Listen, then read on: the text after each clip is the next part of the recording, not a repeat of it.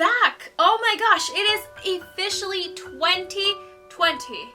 I can't believe that I haven't made a video since last year. So anyways, the last video that I made was a scary story video. You guys seemed to love it and provided me with feedback, so I thought I'd do another scary story for you guys. So if you haven't yet, please, you guys, feel free to hit that subscribe button and turn on that notification bell to be notified when I post. I am now going to attempt to post twice a week. Yes, that is what I'm striving for, okay? You guys, let me have my hopes and dreams. So the scary story is called Something Walks Whistling Past My House Every Night at 3:03 a.m. Every night, no matter what the weather, something walks down our street whistling softly.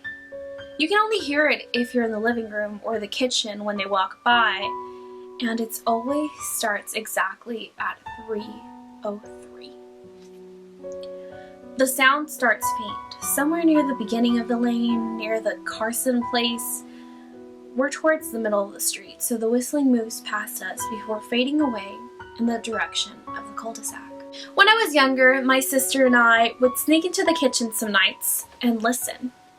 Mom and Dad didn't like that, and we'd catch hell if they found out. But they were never too hard on us, since we always stuck to the one big rule. Don't try to look at whatever was whistling.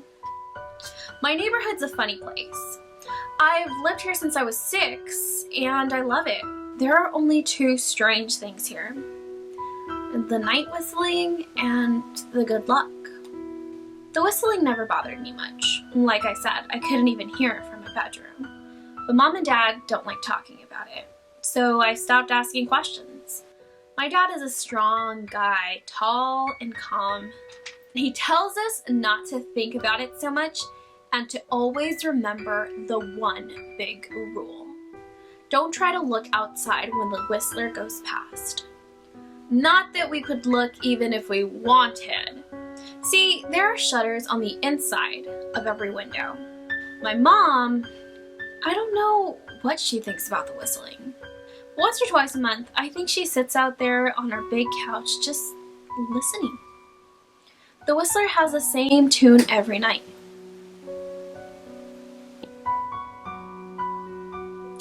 Something just fell, and I'm home alone. So the whistler has the same tune every night.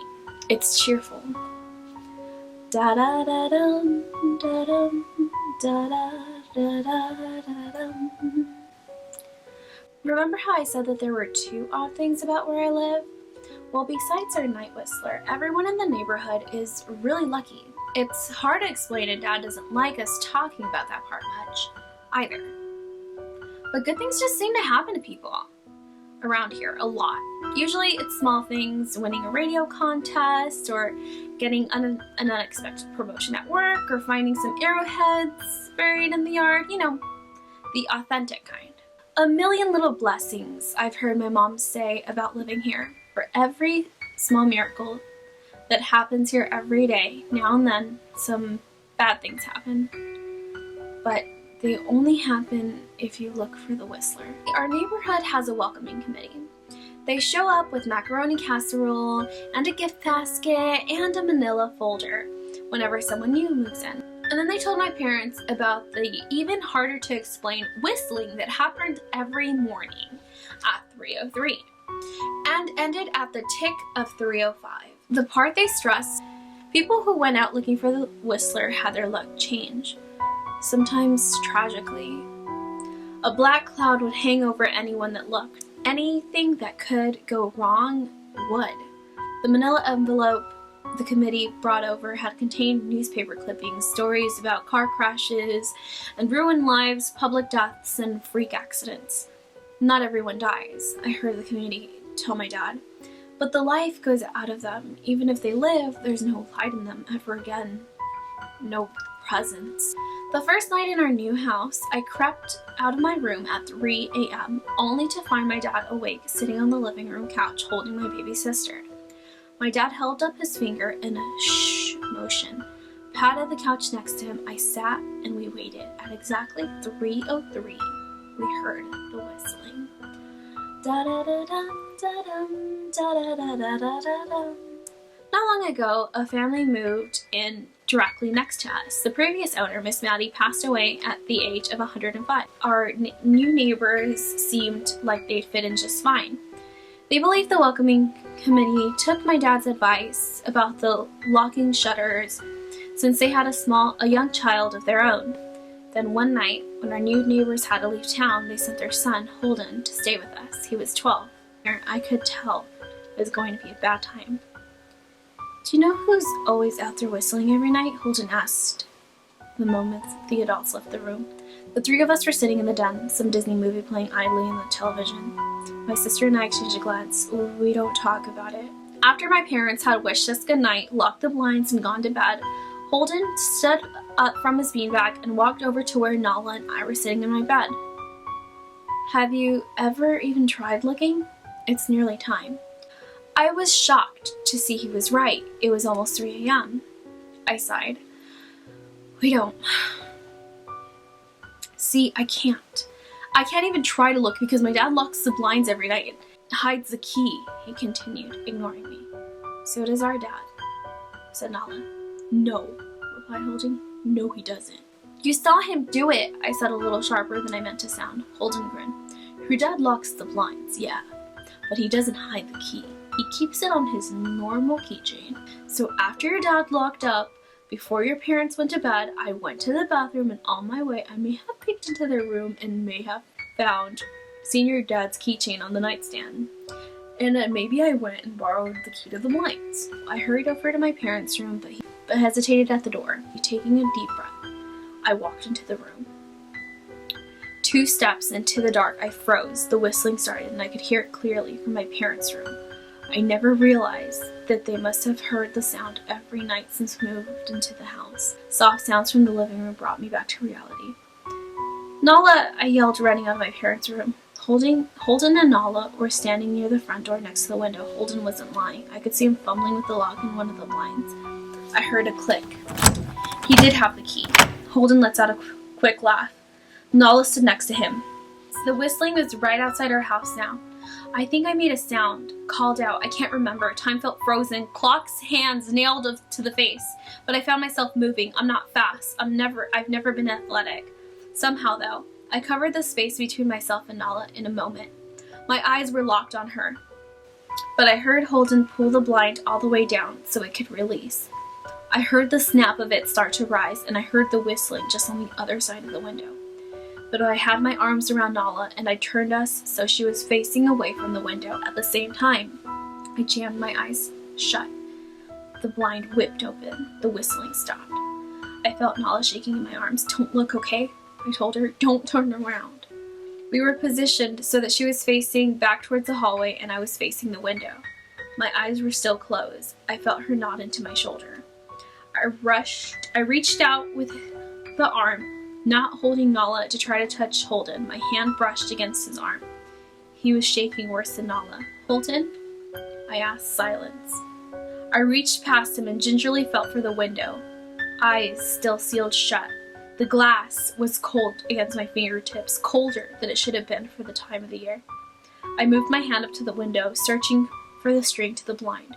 The glass began to get warmer, and further I reached, there was a gentle hum feeding back into my fingertips. I tried not to think about what might be on the other side of the window. Finally, I touched the string and yanked the blinds shut. I opened my eyes. In the dim light leaking out from the kitchen, I could make out Holden, pale and small, staring at the now closed window. Holden? I asked again. He turned towards me, and he screamed. Everything became a flurry of motion. Lights sparked to life in the hall, then the living room. My parents' footsteps thudded across the hardwood floor. I didn't turn to look back then. My eyes were glued to Holden. He was pale, and he'd wet himself. What happened? My dad asked from behind me. I managed to swivel from Holden and look back. He looked. I'd never seen my dad scared before, but I saw it that night. In that moment, an old, ugly terror stitched his face, a parent's fear. Just Holden? He mouthed to me. I nodded yes. My dad let out a breath. He looked so relieved I nearly expected him to cheer. But then he turned to Holden and my dad's face changed. There was a knock on the door. We all froze. Holden whimpered. "Don't answer it," my mom said. I noticed that both of my parents held baseball bats, but they must have taken from their room. The knock came again, a little louder this time. "Please don't open the door," Holden whispered. My dad walked over to him, hugged him close. "We won't," my dad promised, still holding the bat. "Nothing is coming in here tonight." Thud, thud, thud. This time the knocking sound was enough to rattle the door. Holden screamed again, and Nala clutched her arms around my neck. My mom came over and knelt down next to us, wrapping my sister and me close. Thud, thud, thud. "Call the police," my mom whispered to my dad. The knocking instantly stopped. My dad looked over his shoulder at us. "Do you think?" He was cut off by the frantic knocking that trailed off to polite tap, tap, tap. "Police!" something said from the other side of the door. The voice from outside sounded exactly like my mom, like a parrot repeating words back to her. "Police! Call the police!" Tap, tap, tap. "Police!" My mom pulled us closer. "Police! Police! Police! Please stop," I heard her whisper. "I don't think calling them will help," my dad said. "How will we know when they're the ones at the door?" The knock came back harder than before. The door shook, then it stopped. After a long moment, I heard the knocking again, but it was coming from our back door. We all turned together towards the back door, but the knocking immediately returned to the front door. Front to back, back to front. Loud, then quiet, then loud again. Suddenly, the sound was coming from both doors at once. Big, heavy blows like a sledgehammer. Then something started rapping against all the windows in the house. Then the walls. It was like we were living in the inside of a drum. "Stop!" Holden yelled. The knocking died. "I won't tell," Holden said, staring at the door. "I promise I won't tell anyone what I saw. Please go away." We waited for nearly a minute, then we heard it, a soft tap, tap, tap, coming from the window Holden had looked through earlier.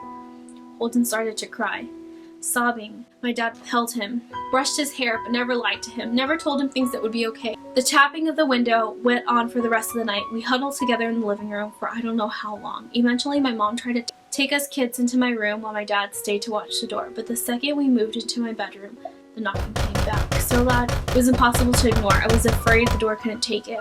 We went to the living room and the knocking stopped. Only the tap, tap, tap on the window remained. None of us slept that night. The tapping stopped around 7 a.m. It's about the time that the sun comes up here. We waited another 2 hours before my dad opened the blinds from one window. He made us all go back to my parents' bedroom first. I heard him open the door, then came back in. "Okay," he told us, "it's done." Holden's parents came back around lunchtime. My dad and mom walked Holden to his house, and they all went inside for quite a while. Nala and I watched from the window. She stuck to me the whole day, right at my side, sometimes holding my hand. When my parents came back, they looked grim, but wouldn't tell us what they said to Holden's family. It was a Sunday, and we spent all day together, ordered pizza, and watched movies. That night, everyone slept in my room. Nala and my mom in the bed with me. My dad in a chair he'd pulled over. There was no knocking that night or any night since. We didn't see much of Holden or his parents for the rest of the week, but that Thursday there was a moving truck in the driveway. Nala and I watched them packing up the whole afternoon after school.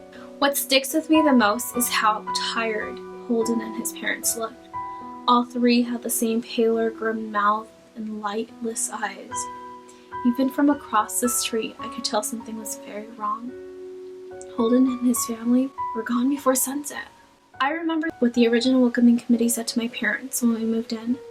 Not everyone who looks at the Whistler dies, but even those that live have the light go out of them, and the rest of their lives are full of misfortune, a million little tragedies. I think Holden's parents must have looked either to comfort him if they didn't behave or share the burden if they did. I watched Nala some days happy and young and alive, and I wonder if I'd been slower, if she'd looked out the window that night, would I have looked too? To comfort her? To share the burden? I'm glad I don't have to find out. We still live in that house, in that neighborhood. We still hear our Whistler walking past every night. The good things here are too good to leave. My dad hides the key to the blinds very, very well. Not that I've gone looking. Some things you just don't need to look for. What a beautiful, creepy, crazy story that is. Anyways, you guys, I hope you enjoyed it. I am so sorry. I did not expect it to take this long.